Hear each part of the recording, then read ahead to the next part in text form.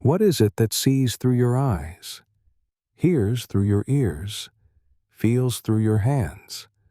What is it that knows joy and sorrow, that remembers and forgets, that dreams and awakens? The body changes, the mind shifts, but something in you has always remained the same, something silent, something aware. That is consciousness, and it does not belong to the body. It is not made by the brain. It is not born when you are born, and it does not die when the body returns to dust. Throughout history, sages and seers have pointed again and again to the same mystery. In the stillness of deep meditation, in the fire of ecstatic devotion, in the surrender of silence, they saw, not with the eyes, but with the inner knowing. That consciousness is the eternal witness, the one presence that has never come and never gone. In the Upanishads, it is called the unborn, the ever-free, the unchanging reality behind all change, not a belief, but a direct realization. When the wave remembers it is the ocean, death loses its meaning. You are not what you think you are. You are not your thoughts. You are not your name, not your story, not your age, not your memories. All these are garments that the self puts on. But the self itself, the pure seeing, the simple awareness, the light behind the eyes, that is immortal. And that is what you truly are, timeless, formless, infinite. Before we go deeper, take a moment to connect with this inner knowing. If these words awaken something true within you, write in the comments the affirmation: I am the light that never dies. And if you feel called, like this video and subscribe to the channel. Your presence here matters. Let's explore this mystery together. Consciousness is not a thing. It has no shape, no size, no form. It cannot be located in space, cannot be touched or measured. And yet, it is more real than anything you can see or touch. Everything you experience, every color, every sound, every sensation, appears within consciousness. Without it, there would be no world, no self, no experience at all. And yet, consciousness itself is untouched by what it contains. Like space, it holds all things, but is not affected by any of them. What dies is form. What ends is experience. But the one who knows the ending, that knowing itself, does not end. When you dream at night, your dream body walks, talks, feels. But when the dream ends, where did that body go? It vanished. Yet the one who witnessed the dream did not vanish. That same witnessing continues even now. This life, too, is a kind of dream, not unreal, but impermanent, a temporary expression. The body comes and goes, the mind shifts. But the witnessing presence remains. Many people think consciousness is created by the brain, like a fire created by wood. But this is a modern myth. No one has ever seen a thought inside a skull. No one has found the self in the neurons.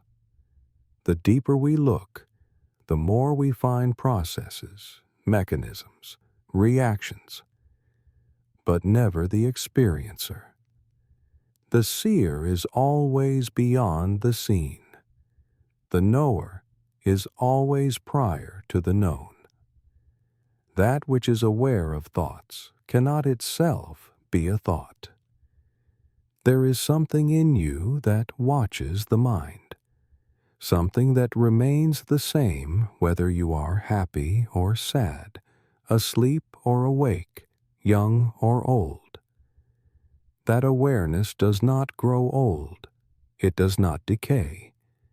It does not sleep. In deep sleep, even the mind vanishes, but consciousness remains. Otherwise, how could you say, "I slept well"? The absence of experience is itself a kind of experience, and it too is known. Consciousness is the thread that holds waking, dreaming, and deep sleep together. It is the light by which all states appear. To know that you are consciousness is to step beyond the fear of death, not as a belief, not as a philosophy, but as a felt reality. When this knowing dawns, the grip of fear begins to dissolve.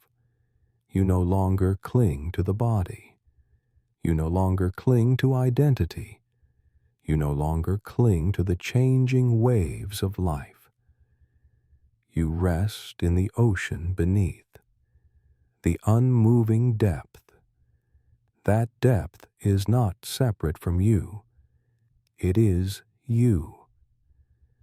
This truth has been known for thousands of years. In the Bhagavad Gita, Krishna tells Arjuna, "That which is not cannot come into being. That which is cannot cease to be. The soul is eternal, unborn, undying." These are not just poetic lines. They are descriptions of reality as seen from beyond the mind, from the stillness of presence, from the clarity of pure being. Let us look now at your own experience, right now. Who is hearing these words? Not your ears. They are instruments, not your mind. It only processes. There is a stillness behind all of it, quietly aware, silently present. It was there when you were a child. It is here now. It will be here after this body falls away. You cannot remember a time when it was not here. You cannot imagine its absence, because it is not in time. It is what time appears within. When you begin to rest in this knowing, something shifts. Life becomes lighter. Death loses its grip. You stop chasing meaning in the temporary, and you start abiding in the eternal. You realize that what you truly are has no opposite, not life, not death, just presence, just awareness, just being. And that is the source of all peace, not as a promise, as a fact, as something that can be discovered now, if only we look with quiet eyes. Some people ask, but if consciousness is immortal, why don't we remember our past lives?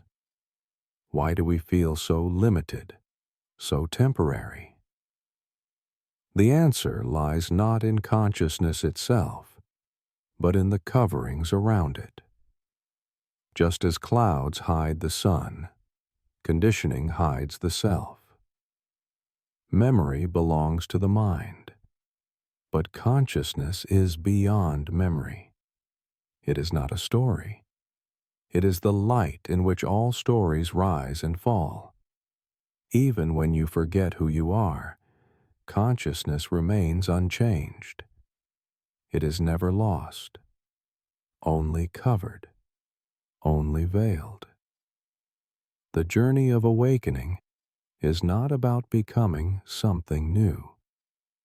It is about remembering what has always been true. Death is not the enemy. It is a gate, a pause, a shedding of the old, so that the light can shine without form. Every mystic who has touched the edge of death speaks of the same silence, the same infinite presence, the same overwhelming peace. Those who have left the body and returned often describe a realm where time disappears, where individuality melts into unity, where consciousness is not a person, but a presence, endless, radiant, full of love. They say there is no fear there, because there is no other, only being. You may have glimpsed this in moments of deep meditation, or in the silence after tears, or in the awe of looking at the stars. In those moments, you were not thinking. You were simply present, not reaching, not running, just being. And in that being, there was no fear, no time, only now. That is your true nature, not separate, not limited, not mortal, but infinite presence, quietly witnessing the play of forms. Imagine a wave in the ocean. It rises, dances, crashes, and disappears. Was it ever separate from the ocean? Did it ever truly begin or end? The form appeared and dissolved, but the water remained. In the same way, you appear to be born, live a life, and die. But you, as consciousness, were never separate from the whole, never born, never dying, just changing form, just dancing. This is not an idea to believe. It is a truth to be seen. It does not require effort, only honesty, only stillness. When the mind becomes quiet, when the attention turns inward, the false falls away. What remains is simple awareness, pure being, and that being is free from all endings. This is why the mystics smile in the face of death, why the yogis sit in caves without fear, why the saints radiate peace even on their deathbed. They know, not with the mind, but with the heart, that what they are cannot be touched. You are not inside the body. The body is inside you, in your field of awareness. You are not inside time. Time moves through you. You are not limited to one life, one place, one story. You are the silent witness of all lives, all places, all stories. You are not just consciousness. You are consciousness itself, not a part, the whole. And yet, this knowing is not cold or abstract. It is full of love. When you know your true nature, compassion arises naturally, because you see yourself in all beings. You feel their pain as your pain, their joy as your joy. The illusion of separation dissolves. You bow to the same light in every eye. You offer your life not to gain, but to give, not to become, but to be. So what happens after death? That is not the right question. Ask instead, who is it that dies? The body returns to the earth. The breath returns to the wind. The thoughts dissolve into silence. But you, the seer, the witness, remain untouched. The self does not come or go. It shines, always, like the sun behind the clouds, like the sky behind the storm, still, luminous, free. This understanding is not meant to escape life. It is meant to enrich it. When you know that you are not the body, you begin to take care of it with gentleness, not fear. When you know that death is not the end, you begin to live with deeper purpose. You stop wasting time chasing illusions. You start listening, loving, serving, being. Every moment becomes sacred. Every gesture becomes worship. And yet, there is no rush, no need to force realization. It is already here, behind every thought, beneath every breath, closer than close. You don't need to believe, you only need to notice. Watch the thinker, listen to the silence, feel the presence that never leaves. That is you, that is consciousness, and that is immortal. So, sit quietly now. Let the mind be still. Let the breath slow down. Don't reach for anything. Don't push anything away. Just be. And in that being, remember, not with the mind, but with the soul. Remember what you are, what you have always been, and what you will always be. The light that was never born, the presence that never ends, the one that watches, forever still. You. If this truth resonated with you, write in the comments. I am the light that never dies. Like this video, subscribe to the channel, and share it with someone who needs this reminder. Let us continue walking this path, together, in truth, in stillness, in love.